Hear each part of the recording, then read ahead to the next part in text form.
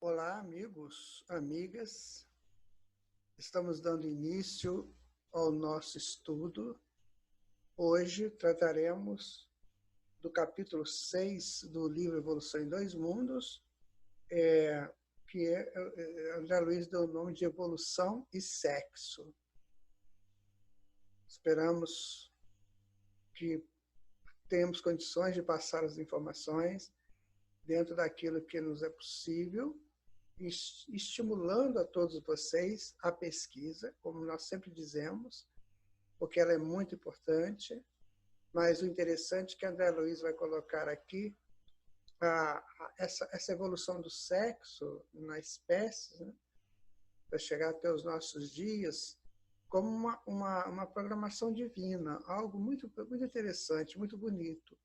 E nós queremos passar nessa beleza para vocês. Existe, né, dentro dos estudos de citologia, principalmente sobre isso, mas é preciso que a nossa intenção é passar essa forma bonita da coisa, como aconteceu.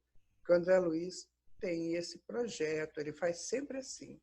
A história científica, que nós respeitamos profundamente, mas há uma história espiritual também junto, ou seja, unindo ciência e espiritualidade, né? Então, que o nosso Mestre Jesus nos fortaleça, nos dê condições de estarmos fazendo esse trabalho em nível bastante interessante, harmonizado e informativo, tá? Então, vamos iniciar trazendo aqui os nossos primeiros slides que precisamos colocar, né? Vamos lá. Aqui está a nossa página inicial, como sempre, né? Evolução em Dois Mundos. André Luiz, Chico Xavier, Valdo Vieira. São os dois médiuns. A primeira parte, capítulo 6. O estudo é o 7. E o texto, né? O nome do capítulo é Evolução em Dois Mundos. Então, na nossa análise do capítulo, nós chegamos à conclusão que, desde o início, o sexo. Estamos aí nessa luta para poder entender melhor e praticá-lo melhor ainda, que seja útil à nossa vida, que seja útil às nossas conquistas. Tá? Então, neste estudo, nós vamos ver esses tópicos aqui. Olha, aparecimento do sexo, a bactéria diferenciada, as algas verdes, muito importante nesse estudo, a questão das algas verdes, nós vamos ver mais na frente. Concentrações fluídico-magnético, muito interessante esse nome que o André Luiz dá, a essa concentração fluídico-magnético.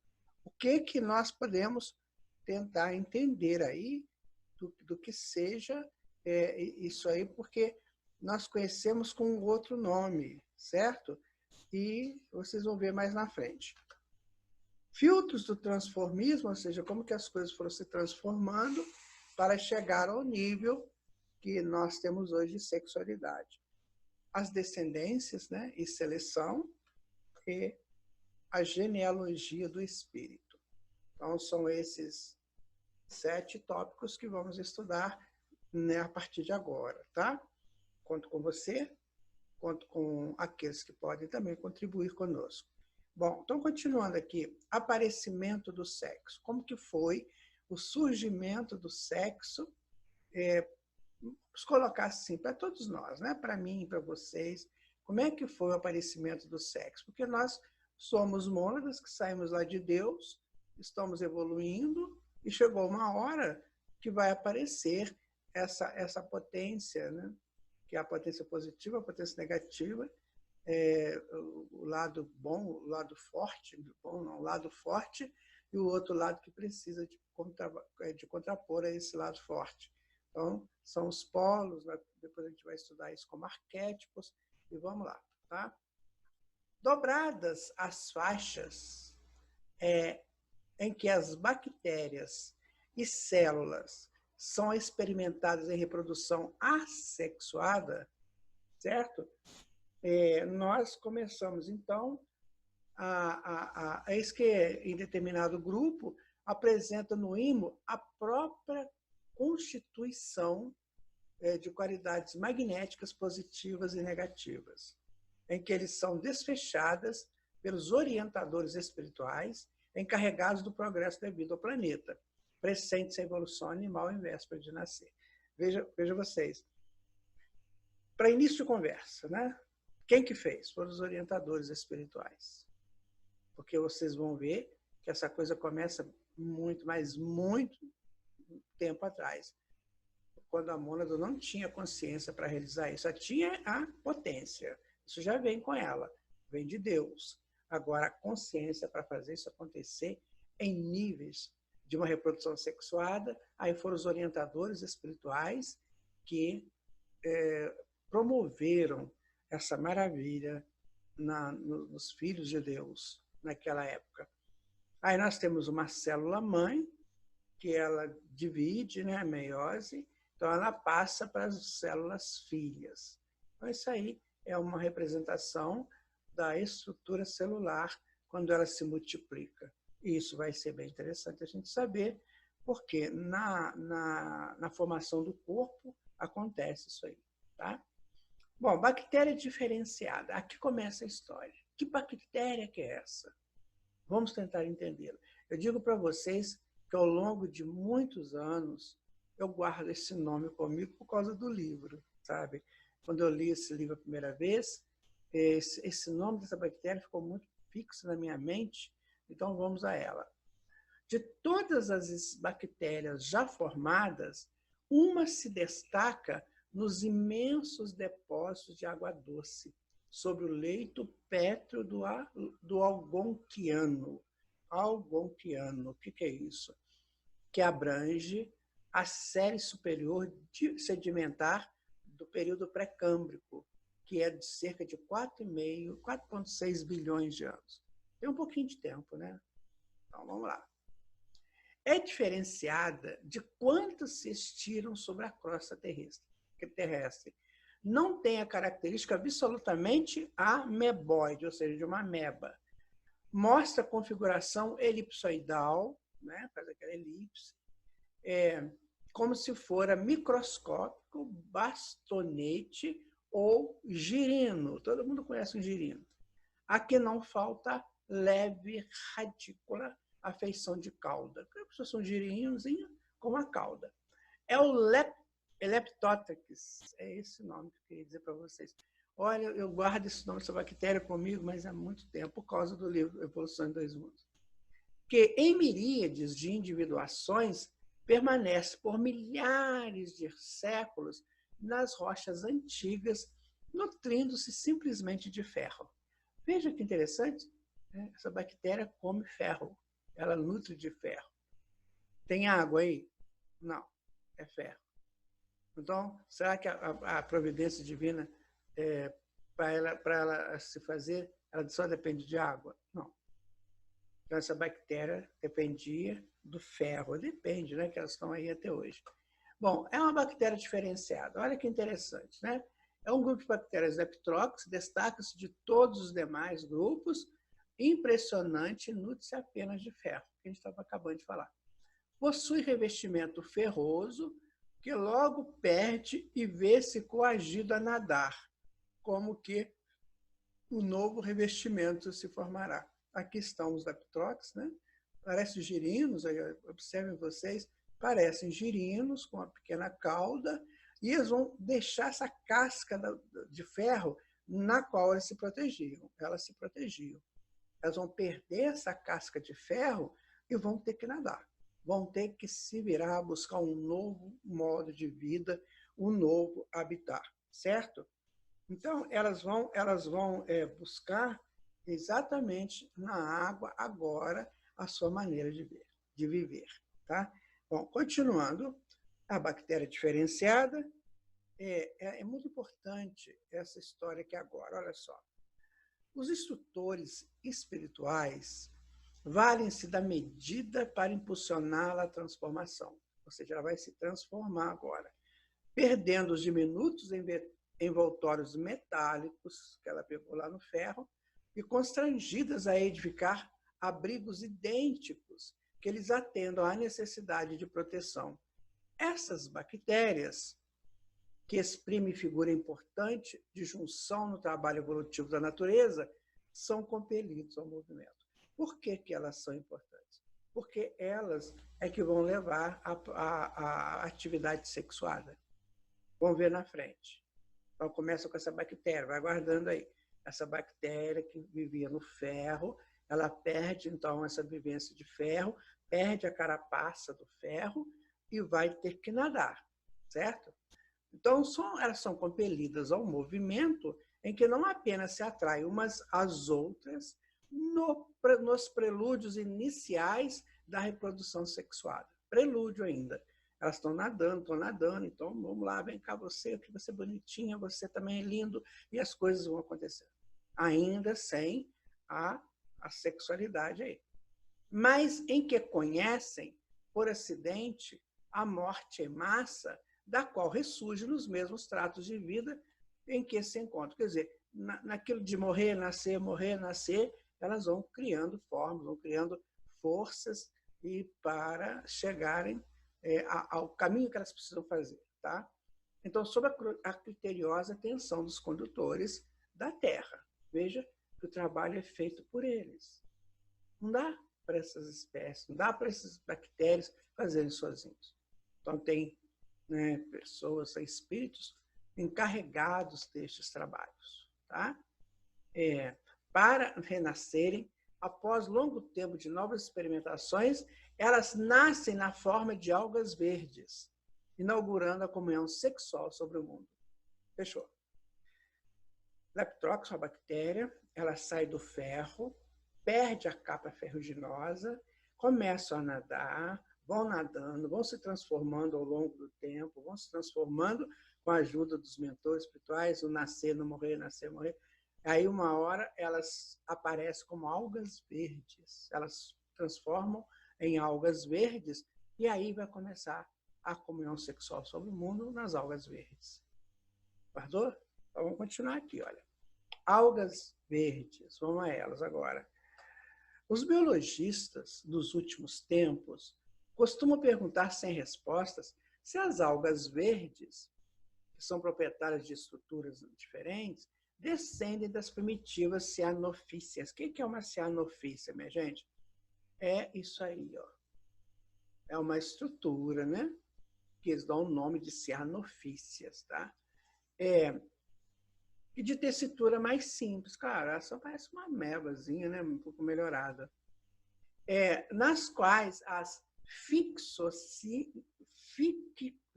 ficocianina, vamos pegar uma ficocianina, que é essa coisa aí, ó, associada à clorofila e o pigmento azulado da sua composição fundamental. Aí dá o pigmento azulado. Então tá aí. Essa coisa azulada aqui são algas, tá, gente? O hiato existente foi preenchido pelas atividades dos servidores da organogênese terrestre que submeteram a família do Leptotrix a profundas alterações nos campos do espírito, transmutando-lhe os indivíduos mais completos, que reapareceram metamorfoseados nas algas referidas, que invadiram luxuriantemente as águas, instalando um novo ciclo de progresso e renovação. Foi assim que aconteceu. Como começou a sexualidade? Nas algas verdes. E elas vieram de onde? Da bactéria Leptotrix, que morava onde? No ferro. Tá bom? Essa foi a sequência do aparecimento da sexualidade, que André Luiz está nos colocando. Está ficando claro? Vamos continuar. Concentrações fluidomagnéticas. Nós temos aqui conosco um glossáriozinho e um boletim da Associação Médica Espírita de São Paulo, feito pelo Dr. Paulo Bersotti, em 1987, bem antigo. Ele entende que esses fluidos magnéticos sejam os cromossomos. Mas vamos ver o que André Luiz fala. Ao toque dos operários divinos, a matéria elementar fora, no princípio, transubstanciada em massa astronômica de eletrões e protões. Então, ele foi lá atrás de novo. Quer dizer, no fluido cósmico, que num processo de apropriação pelos operários divinos, fizeram daquele fluido, né, os prótons e os elétrons, ou seja, o átomo.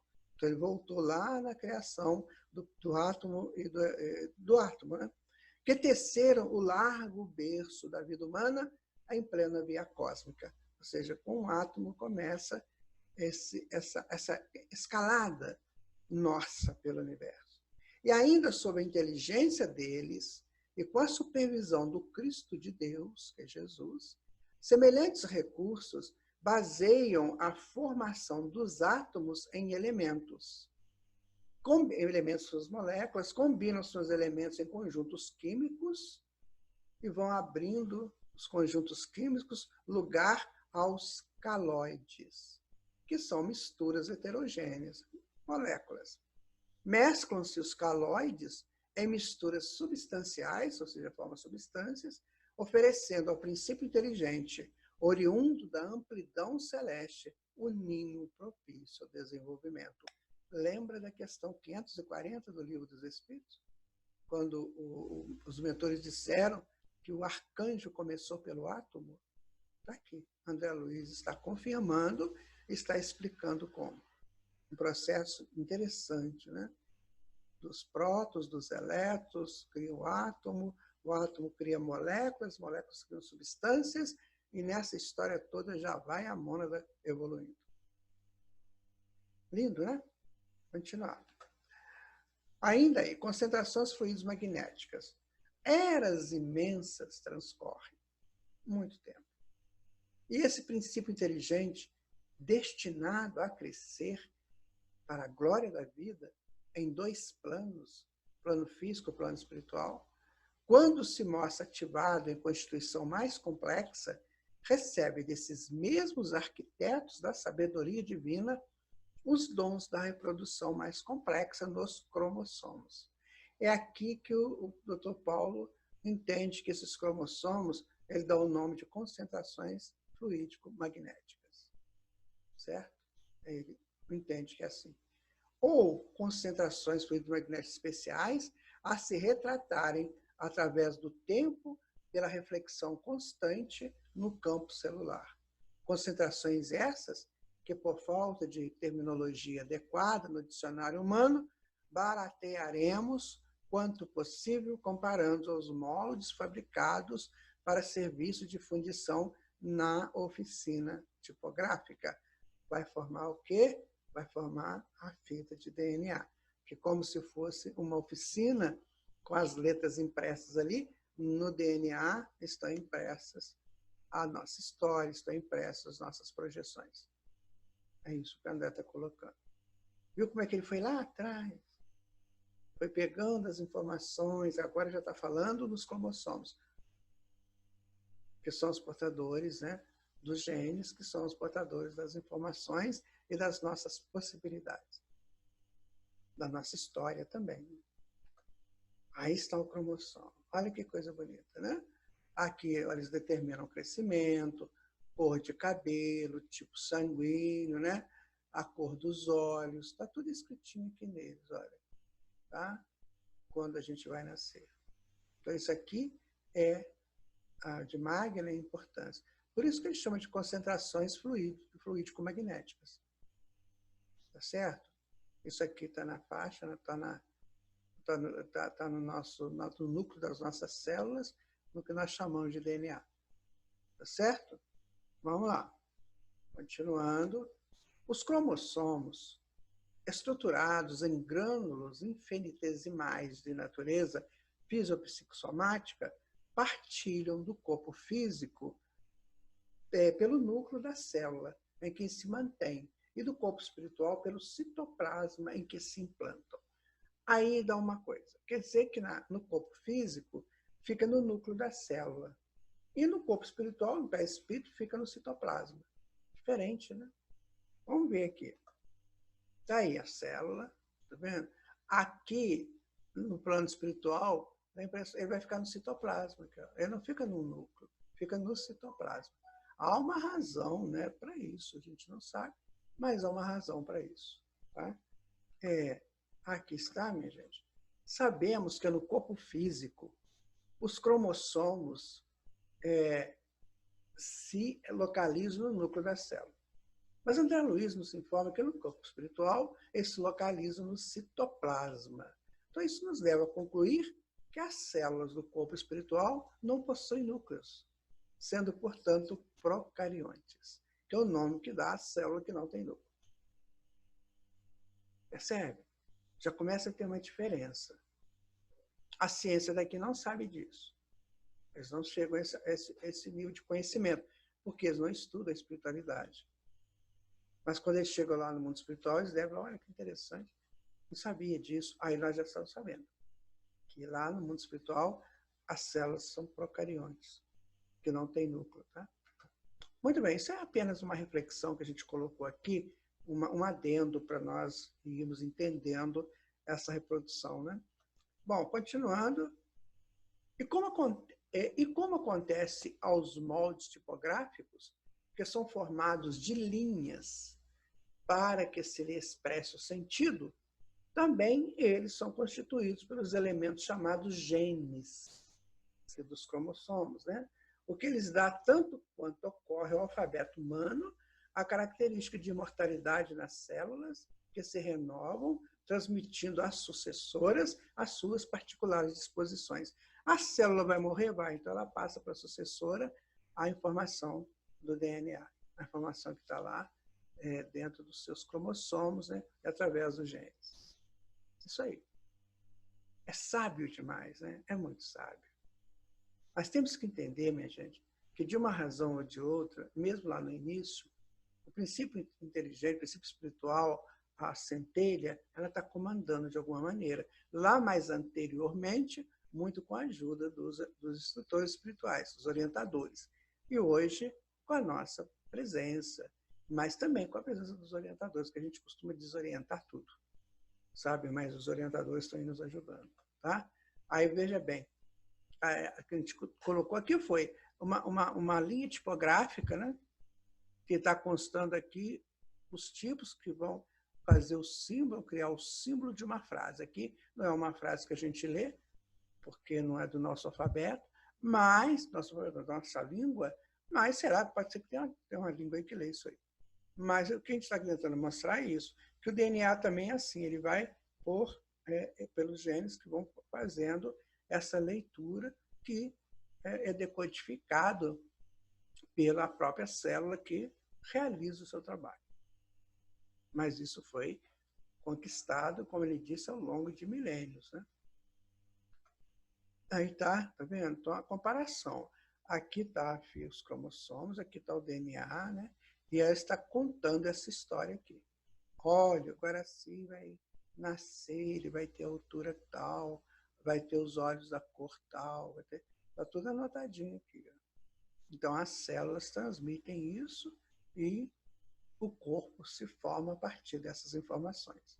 Mas nós podemos mudar, tá, gente? Existe uma coisa chamada epigenética, que a gente pode mudar isso aqui, ou para melhor ou para pior.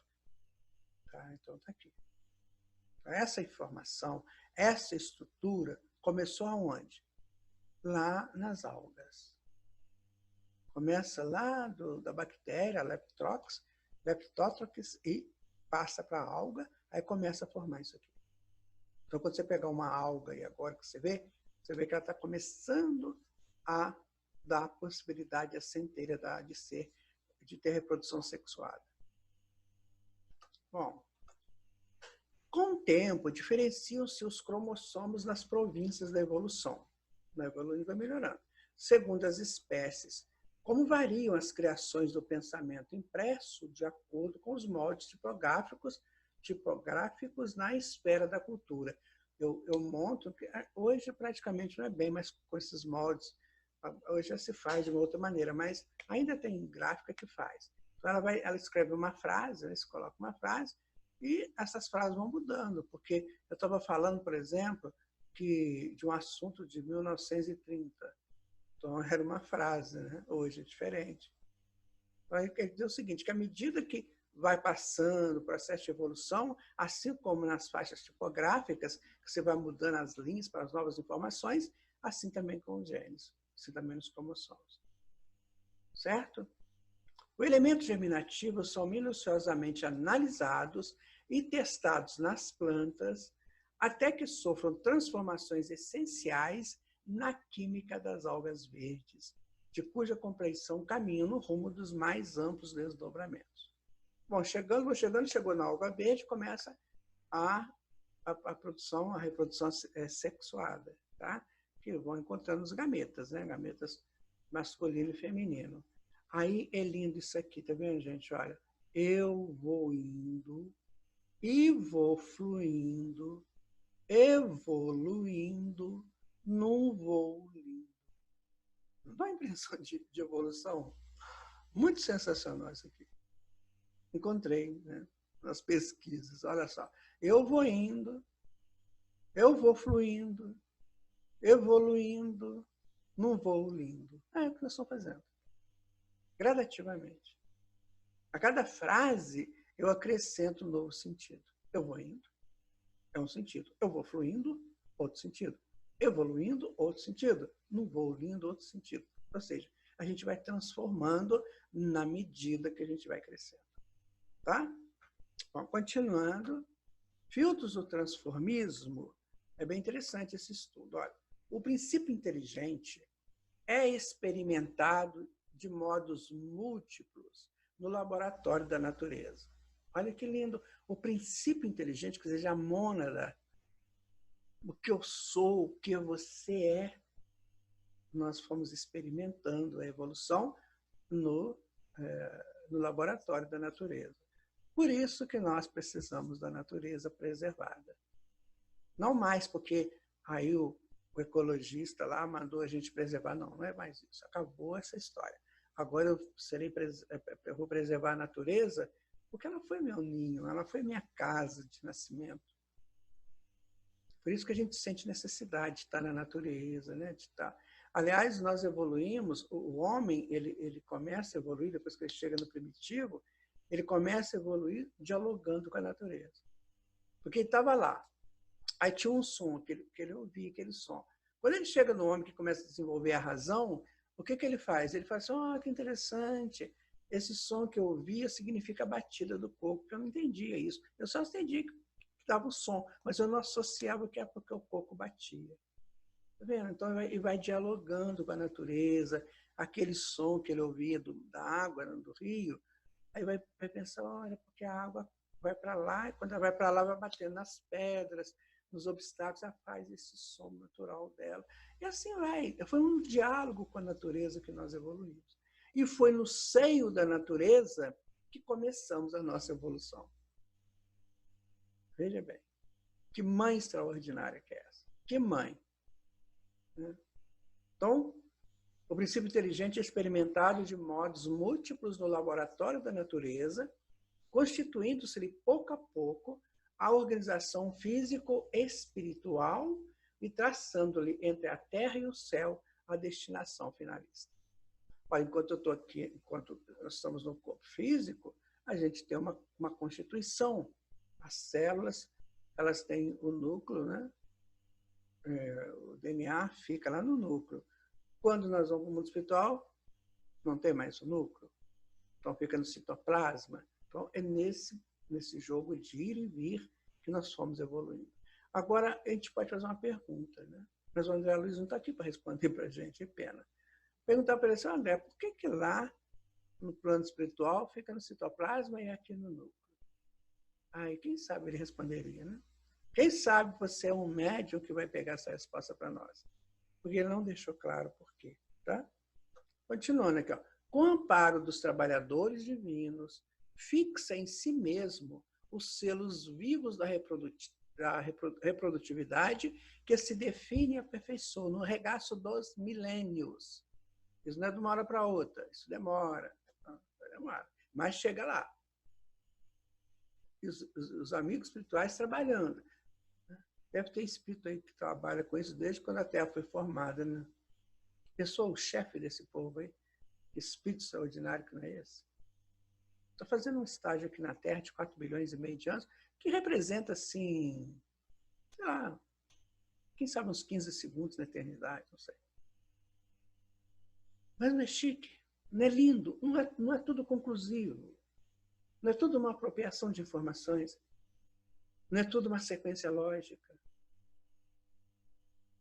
Espero que você esteja acompanhando o raciocínio e esteja entendendo, tá? Deixam na retaguarda, como filtros de transformismo, não somente os reinos mineral e vegetal. Filtros de transformismo, ou seja, as filtragens porque a mônada passa para se transformando. Né? Não somente os reinos mineral e vegetal, Instituto de Recepção e Expansão da Onda Criadora da Vida, em seu fluxo incessante, como também certas classes de organismos outros que passariam a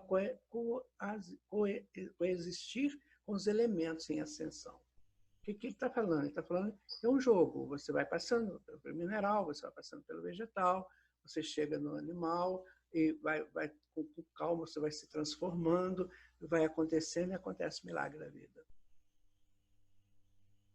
Ele falou disso de uma forma bem bonita, né? Que eu não sei falar que nem ele.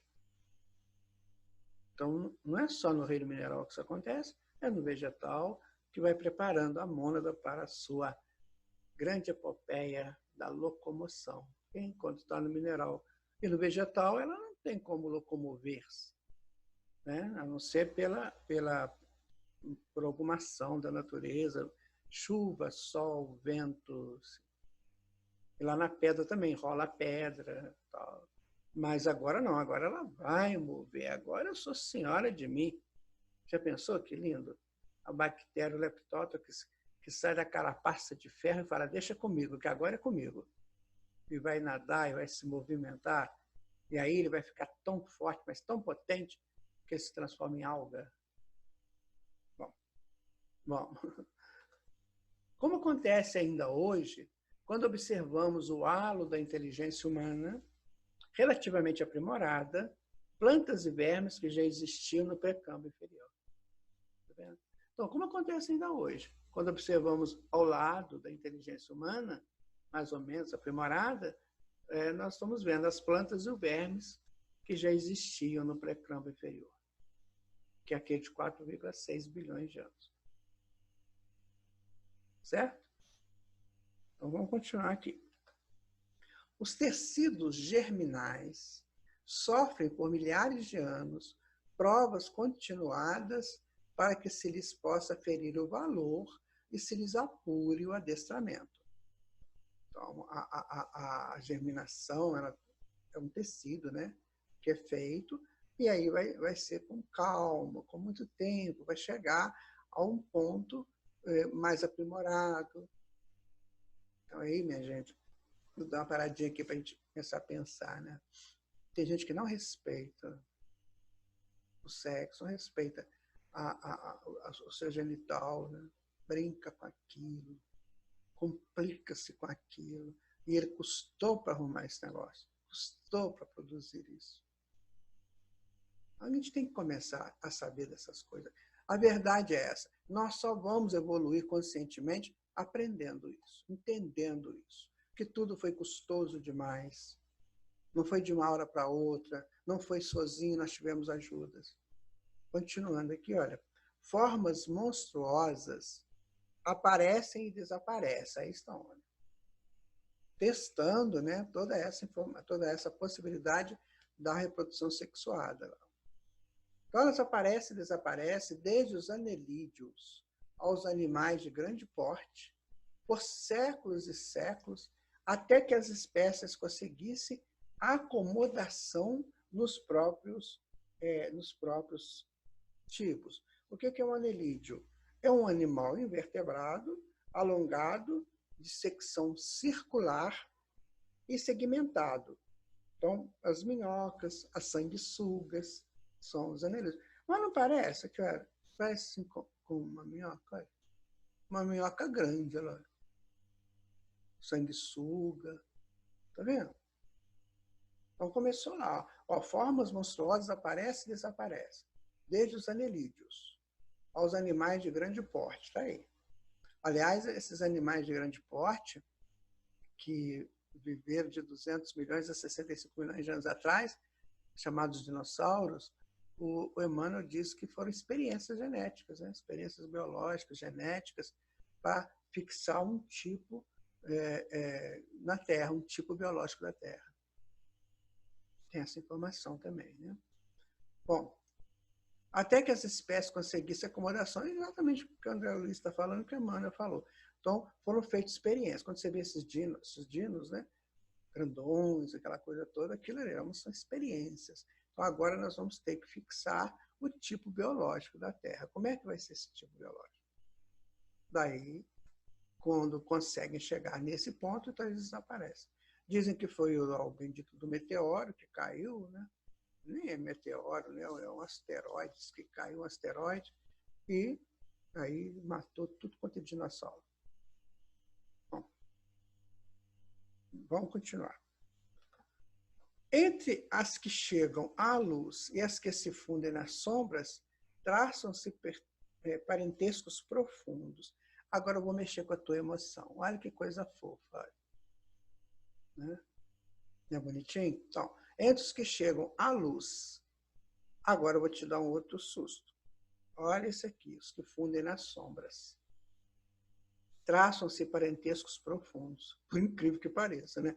Aquele cachorrinho que você tem aí, que você adora ele, já passou por essa fase aqui, ó. Tá bom? Já. Mas nós também já passamos. Só que, graças a Deus, a gente não lembra, né? Mas olha, eu vou dizer uma coisa para você, viu? Era muito interessante. Você pensa, qual que é melhor? É ser alga ou ser morcego? Não é mais interessante o morcego, que já tem uma evolução mais adiantada? A gente tem que observar. Às vezes tem animais que a gente acha horrível, assim, né? Asqueroso, estranho, mas ele está na evolução dele. E ele está muito feliz de estar ali, viu? Você que não gosta dele, mas ele ama estar ali. Ele já muda as frequências dele, ele já tem novas possibilidades. Por exemplo, o bichinho que vivia arrastando lá no chão, agora já pode voar. Só a verdade é que ele mora numa caverna, mas a gente também morou, né? A gente era homem, já primato, estava morando em caverna, vai reclamar do bichinho que mora em caverna? Então vamos lá.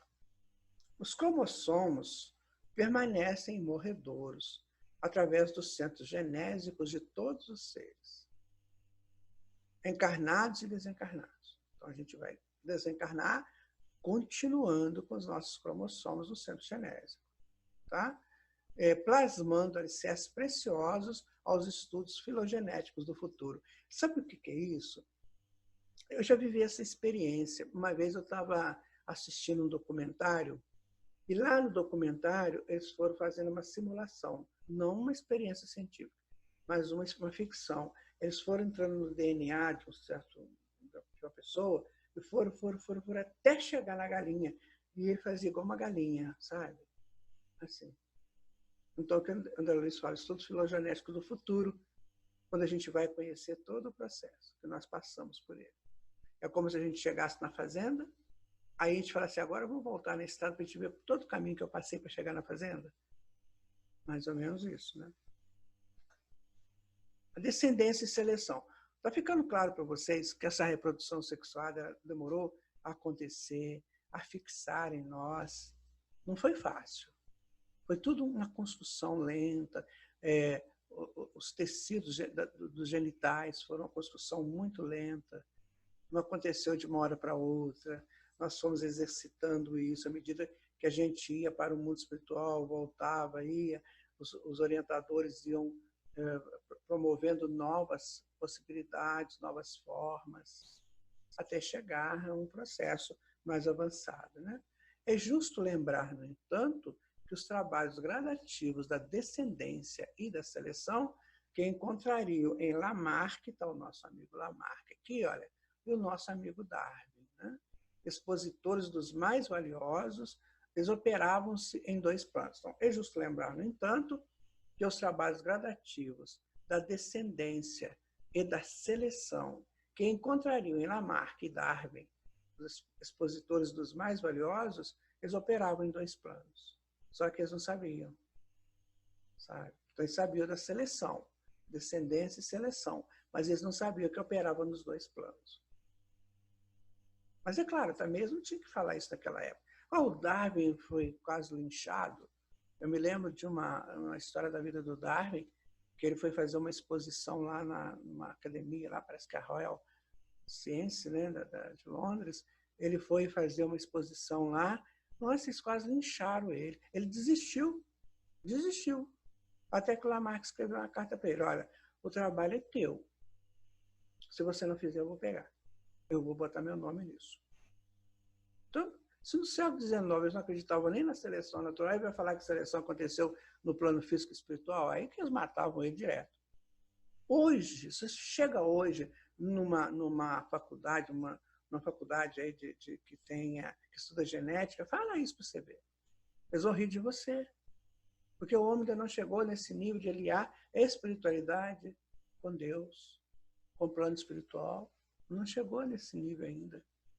Ele foge disso. Ele foge dessa informação, ele tem medo disso. Tem espírito que morre de medo de falar isso lá. Vamos continuar aqui. Ó.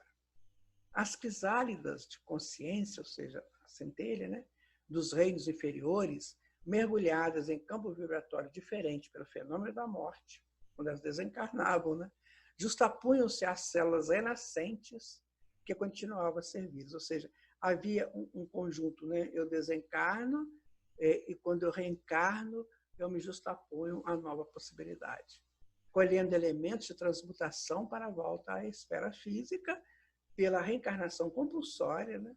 Olha, reencarnação de bicho, coisa interessante, né? Sob a orientação das inteligências sublimes que nos sustentam a romagem.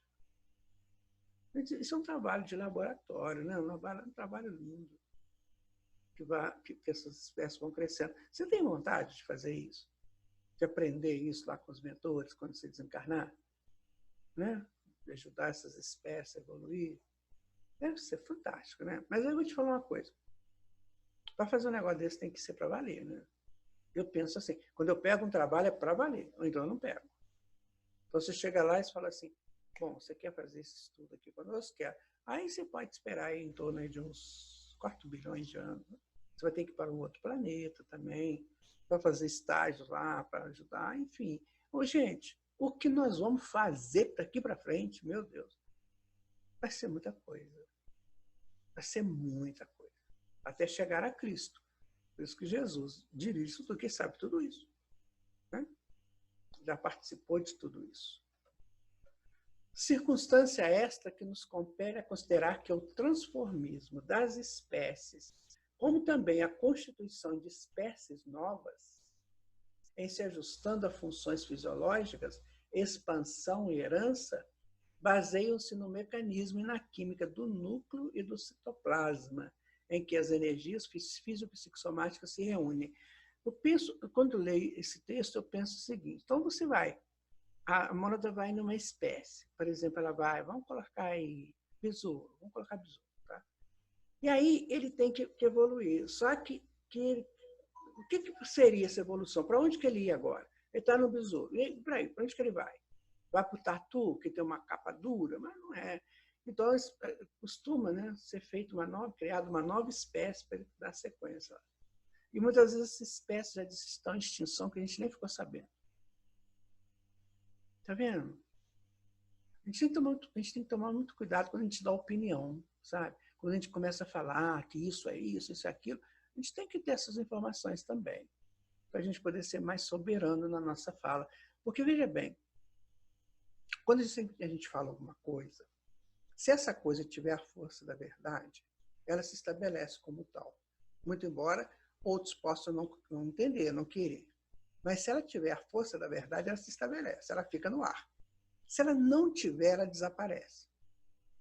O que acontece, então? Como ela desaparece, aí as pessoas vão nos observar o seguinte: esse aí só fala abobrinha. Tudo que ele fala não tem fundamento. O que é o fundamento? É a força da verdade. Então, quando a gente fala alguma coisa, a gente tem que ter a estrutura da verdade junto. Eu posso não saber a verdade inteira, mas eu tenho pelo menos a base da verdade. Porque aí fica no ar. Oh, peraí, ele falou essa coisa, quem sabe? Quem sabe ele está certo? Vamos pesquisar? Essa é a diferença. Por isso que a gente tem que estudar para a gente poder dar opiniões mais sensatas. Então, vamos continuar, então. Aqui está, né, uma célula, é o núcleo dela, que aqui dentro é o DNA, o citoplasma, que é essa parte de dentro cheia de organelas, e a membrana que protege aqui a célula. Esse estudo da célula hoje está tão avançado que você fica apaixonado de ver tanta coisa que tem numa célula. Tanta estrutura que tem numa célula para ela funcionar. É um ser vivo, né? Desculpa. Os naturalistas situados no chão do mundo, olha só, desde os sacerdotes egípcios, que estudavam a origem da vida planetária em conchas fósseis, sabiam disso? Eles iam lá, pegavam a concha lá, estavam estudando aquilo. Até os mais eminentes biólogos modernos, atreitos à unilateralidade de observação, compreensivelmente não conseguirão suprir as lacunas existentes no quadro da evolução. Lembra que a gente falou? Você chegou no besouro, você tem que passar para frente, você não tem uma coisa para passar para frente, então vamos criar uma coisa ali. A partir do DNA do besouro, a partir da estrutura que ele já consegue, você cria lá um besouro X, só para passar para uma outra espécie. Isso pode acontecer, gente, não estou dizendo que aconteceu assim não, mas isso pode acontecer quando a Luísa está dizendo isso aqui. Então, tem espécies que a gente não sabe, não existe. Não vamos entendê-la, mas ela está cumprindo uma função na evolução da mônada. Isso que a gente tem que deixar bem claro, que todas essas espécies que estão aí, elas estão ajudando, né? Elas são expressões da evolução da mônada que está ocupando essa espécie. Certo? Então, esse livro nos traz essa informação. Então, Cuvier, quem é Cuvier? Esse indivíduo aí, ó. Todo bonito, né? Ele foi o Georges Cuvier, ele foi um naturalista e zoologista francês da primeira metade do século XIX, 1800, né? Até 1850, por aí. Então, não obstante Cuvier, com a anatomia comparada, o que é anatomia comparada, gente? Vocês sabem explicar o que é isso? Anatomia comparada é parte da anatomia, né, que é a ciência que estuda a constituição dos seres organizados, que se ocupa do estudo comparado dos órgãos de indivíduos de espécies diferentes. Eles vão comparando. A minhoca tem essa coisa aqui, aí, digamos, o besouro tem isso aqui. Então, vamos comparar a diferença entre eles. Essa anatomia é comparada para eles crescerem, né? Para crescerem no entendimento dessa evolução. Só que eles não sabem que estão evoluindo, né? Eles não sabem. Geralmente, esses naturalistas, biólogos, eles não têm essa informação de que aquela espécie que estão trabalhando não é só um bichinho que eles põem lá no microscópio, aquilo ali tem uma centelha dando vida àquela manifestação. É isso que nós estamos estudando, que nós agora estamos sabendo que tem. Quando você pegar aí um mosquitinho na tua casa, não, o mosquito vai voar, você não vai pegar, não. Mas quando você pegar uma formiguinha, você pensa, nossa, tem uma centelha que está movimentando isso aqui. É uma alma-grupo, a gente não sabe, porque é muito complicado entender isso, mas é uma manifestação de centelha. Com certeza que é. Por isso que ela faz o trabalho lindo que faz. Então, a anatomia comparada, né? Vamos voltar aqui, olha, né? Compreensivelmente não conseguirão suprir as lacunas existentes no quadro da evolução, não obstante Cuvier, com a anatomia comparada, tenha traçado forma básica à sistemática da paleontologia, né? Então, com base nos estudos de anatomia comparada, o cientista percebe que muitos animais compartilham estruturas semelhantes. Claro que sim, claro. Por quê? Porque é a evolução. Eu estou indo de espécie para espécie. Eu estou trazendo da espécie passada os recursos que eu adquiri lá para aumentar agora. Então, a anatomia comparada, ela prova a evolução das espécies, ela prova isso. Certo? O Darwin disse que a seleção se faz para aquele que melhor se adapta ao ambiente, né? E a anatomia comparada, ela fala isso aí. Ela fala, quanto mais a gente compara, mais a gente vê que os homens têm estruturas muito semelhantes. Olha que legal, né? Muito legal. E a paleontologia é a ciência que estuda as formas de vida existentes em períodos geológicos passados. Né? Então, a paleontologia vai pegar fósseis e vai estudar essas formas de vidas passadas. Ô, minha gente, a gente vê tanta gente ruim, né? A gente fala assim, nossa, esse mundo não tem jeito, não. Tem. Olha a quantidade de cientistas, quantidade de pesquisadores, quantidade de pessoas que foram para o meio do mato para buscar fósseis. Vocês já viram esses filmes desses paleontologistas, arqueólogos, que eles vão lá para o meio do mato para fazer pesquisas? Sabe aqueles professores que levam os alunos, né, que estão fazendo esses cursos para aquelas excursões lá, incursões na floresta? Mas tem muita gente boa no mundo, muita gente. Essas pessoas não passam na televisão, não. Raramente elas passam um documentário de TV de canal fechado. Na TV aberta, nossa, nem pensar. TV aberta é só tiroteio, né? Matança, roubo, estupro. TV aberta é isso. Infelizmente, esses homens e mulheres que dirigem a televisão aberta no Brasil, pelo menos no Brasil, não sei do mundo que eu não vejo, precisa tomar um pouquinho de cuidado. Sabe? Muito cuidado. Antigamente, as histórias infantis, elas potencializavam o vilão o tempo todo. O mocinho ganhava no final, se ganhasse, ele ganhava só no final. Mas quando ele ganhava, o vilão estava tão potencializado que a pessoa nem lembrava mais da vitória, e não potencializava a vitória do mocinho. Dou um exemplo para você da história da Chapeuzinho Vermelho. Mamãe disse para ela, minha filha, você vai levar os bolinhos lá para sua avó, mas com cuidado, não dê atenção para ninguém, não converse com estranhos e tal, dá todo o conselho. A menininha pega aquele cestinho de biscoitos e vai indo, né? E vai toda feliz. De repente vem um lobo mau, começa a induzi-la, começa a conversar com ela e ela vai dando papo, vai dando papo. E as pessoas que estão lendo essa história começam a potencializar o negativo, porque o lobo mau é negativo e ele está sempre perto. Aí o que você faz? O que você passa a fazer? Você torce para o lobo mau. Não é assim? Você começa a torcer para o vilão, porque ele está tão potencializado na história que você torce para ele. Aí quando chega lá no final, quando ele perde, que ele vai perder, mas o vilão já está tão potencializado que você nem quer saber se ele perdeu. Ele já ganhou em você. Dizem que quando o Walt Disney começou a fazer o trabalho dele lá em Hollywood, que eles falaram isso para ele, olha, nós queremos que você potencialize o bem o tempo todo. Aí ele começou a fazer aquelas coisas lindas, né, aqueles desenhos maravilhosos, potencializando o bem. E o vilão ele vai perdendo a partir da potência do bem. Não é aquele momento final da história que ele perde, não. Ele vai perdendo pela potência do bem.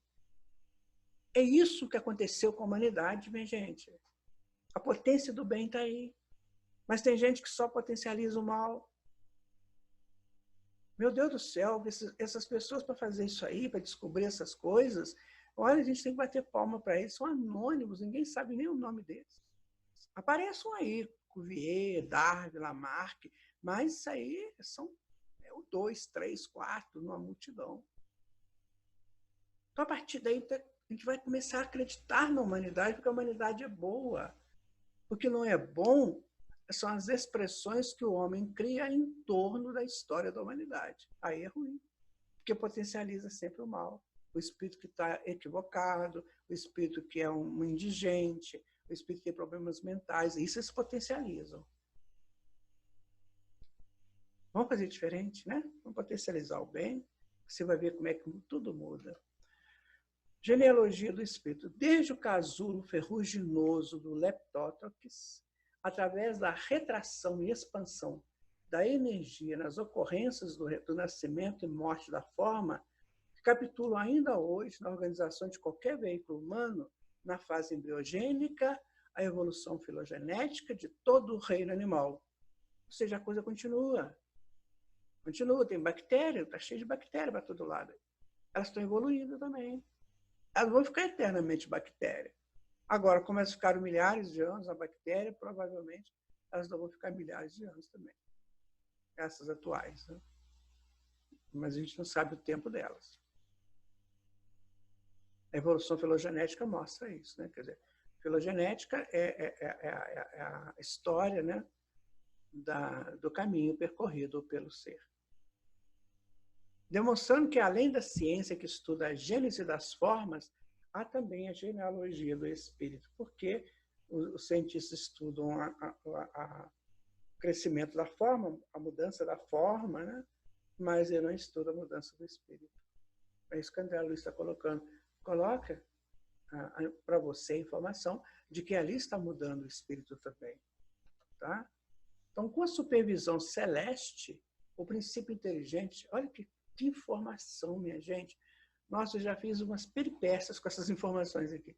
Olha, com a supervisão celeste, o princípio inteligente gastou, desde o vírus e a bactéria, das primeiras horas do protoplasma na Terra, mais ou menos 15 milhões de anos, né, de séculos, a fim de que pudesse, como ser pensante, embora em fase embrionária da razão, lançar suas primeiras emissões de pensamento contínuo no espaço cósmico, ou seja, no homem da caverna. Aqui tem uma sequência bem legal. Olha. Aqui nós temos os milhões de séculos. Tá? 15, quanto que ele coloca? 15 milhões de séculos. Tá? Aqui nós temos o Leptófax, né?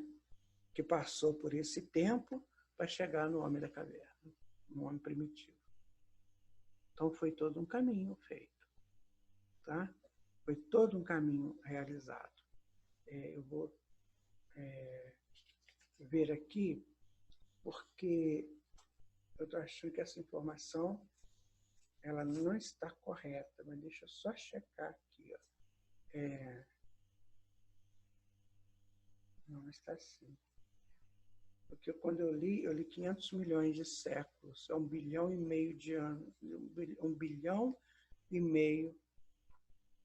de séculos, então 500 milhões de séculos. É mais ou menos isso. Eu vou checar, tá? Desculpe se eu errei. Eu não estou conseguindo essa informação. Mas olha só. Nós vamos checar isso aqui, tá? São 15 milhões de séculos ou 500 milhões de séculos. Eu penso que 500 milhões de séculos. Mas olha aí no seu livro e verifica para nós, por favor. Que é no capítulo 6. Né? No capítulo 6, está falando da genealogia do espírito. Isso é importante a gente saber. Né? Genealogia, aqui o filtro de transformismo, a genealogia do espírito. Vamos ver aqui. Vamos ler como o Dr. Paulo colocou aqui, só para a gente tirar a nossa dúvida, porque isso pode acontecer, né? Mesmo valendo da paleontologia, os cientistas não conseguiram preencher as lacunas que existem no quadro da evolução. Contudo, as leis que regem a reprodução animal foram orientadas pelos instrutores divinos desde o início, isto é, desde o Leptófax. Mesmo diante dessas lacunas, é preciso que digamos, a bem da verdade, que a embriogênese mas é 15 milhões de séculos mesmo. Ele coloca aqui, ó, o princípio inteligente gastou, desde o vírus e as bactérias primitivas, mais ou menos 15 milhões de séculos. 15 milhões de séculos para chegar, né? Tá certo, a informação aqui está correta. Gente, vocês desculpem, mas eu prefiro fazer isso para deixar uma informação perfeita para você, tá? Então, olha só, ele gastou para sair daqui até aqui 15 milhões de séculos. É bem um tempinho razoável, né? Continuando, terminou o nosso estudo. Recapitulando o estudo 7, né? O aparecimento do sexo, né? Foi aquela história do Leptófax que sai do casulo do ferro e vai começando a nadar que nem um girino e tal, vai para chegar na alga verde. Isso, né, gente? Não é que saiu lá do do casulo ferruginoso e já chegou na alga. Não, isso teve um período aí de vida, né? de experiências. Demorou a beça, só está dando o caminho, como é que foi. A bactéria diferenciada, que é o Leptococcus, a gente viu, né? Ela é toda diferenciada, parece que ela se estrutura bem no ferro, para já começar a reprodução sexual depois. Tá? As algas verdes, que são as que fazem as primeiras manifestações da reprodução sexuada, onde já tem, né, o positivo e o negativo, e eles se buscam e ali já se transmitem, né, as informações genéticas para as novas espécies. As concentrações do fluido magnético, que é dos cromossomos, a gente estudou, né, aquelas hastezinhas do cromossomo, que tem toda a nossa história, e ali o gene circulando, né, circundando os cromossomos. Os filtros dos transformíveis, ou seja, a gente foi transformando até chegar, né, no homem que nós somos hoje. Não é? Legal? Bonito? Agora, quando você pegar uma baratinha, por favor, tente gostar da frequência vibratória dela. Tá? Dá uma olhadinha para ela, com carinho e tal. Tampa os buraquinhos para ela não voltar, mas não mata, não. Deixa ela viver a vidinha dela. Tá? Descendência e seleção, claro, isso foi acontecendo a partir da nossa evolução pelas espécies. A gente foi pegando descendência dessa espécie, passando para outra, e fomos selecionando as nossas próximas casas, nossos próximos corpos para viver. E a genealogia do espírito, né, que é da filogênese, que vai contando a nossa história. Certo, minha gente? Agora você já sabe, né? Agora você já conhece como é que foi o caminho da reprodução sexuada. Como é que começou essa história toda. No capítulo seguinte, no capítulo 7, né? Que nós vamos estudar parece que ainda é a sexualidade. Quer ver? Deixa eu só confirmar aqui. No capítulo 7, nossa, demorante, evolução e hereditariedade, que nós vamos estudar no capítulo 7. Certo? Mas vai falar muito ainda dessa sexualidade. Tá? Bom, nosso recado final. Né? Caminhei por milhas, milênios. Experimentei o claro e o escuro, o seco e o molhado, os céus e o mar, a terra e os ares. Quanto tempo levei? Faz tempo que não conto esse tempo. Cheguei, enfim, como sou. Sou ainda pequeno, quase parte daquele início, quando vejo o infinito surgir. É um caminhante falando, né? Ele caminhou por muitas milhas, por muitos milênios, que ficou no claro, ficou no escuro, ficou no seco, ficou no molhado, voou pelos céus, nadou pelo mar, ficou na terra, né, nos ares. E quanto tempo que ele levou? Aí ele fala, faz tempo que eu não conto esse tempo. Cheguei, enfim, como eu sou hoje, ser humano. Eu sou ainda muito pequeno, quase parte daquele início. Ainda repito muitas coisas daquele início, quando vejo o infinito surgir. Essa é uma reflexão bem legal, né? Então, minha gente, chegamos ao final do nosso estudo, né? Do nosso estudo de número 7.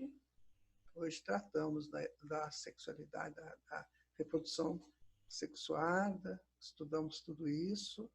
E é claro, né, que você vai continuar fazendo o seu estudo também. Agora a gente já tem uma ideia, como é que foi, agora você já pode penetrar mais fundo no assunto, se é que você está com muito interesse de entender, né? Mas se você não tiver tanto interesse ou tempo para isso, então você já tem uma ideia. Quando você ouvir falar de uma bactéria, ouvir falar de uma alga, você vê, olha, foi ali que começou. O início da reprodução sexuada foi ali. Tá? Eu quero agradecer a Jesus por ter estado mais esse período com você, que está nos assistindo, que está acompanhando esse estudo. Você não sabe o bem que você me faz. a alegria que eu sinto, né? Quando alguém me dá um retorno, olha, acabei de assistir sua aula, ou seu estudo, isso me dá uma alegria muito grande, sabe por quê? Porque o que a gente vai levar daqui são esses momentos juntos, estudando, querendo crescer juntos para Deus. Muito obrigado a você que esteve conosco, que está conosco também, que já esteve nos outros estudos, se prepara para os que virão. Muito agradecido, Jesus te abençoe. Jesus te dê força, te dê muito equilíbrio espiritual para você vencer todas as dificuldades que porventura lhe surgirem. Entenda que você está em evolução, que assim como o Leptótrox teve que sair da carapaça de ferro que o protegia para nadar, para se transformar em alga, imagina o sacrifício que ele fez. E nós estamos fazendo coisas semelhantes. Que Jesus nos abençoe. Agradecemos a Ele de coração por esses momentos. E dizemos a vocês, olha, fiquem na paz do Senhor Jesus. No seu lar, na sua vida, na sua família. Muita paz. Até o nosso próximo encontro.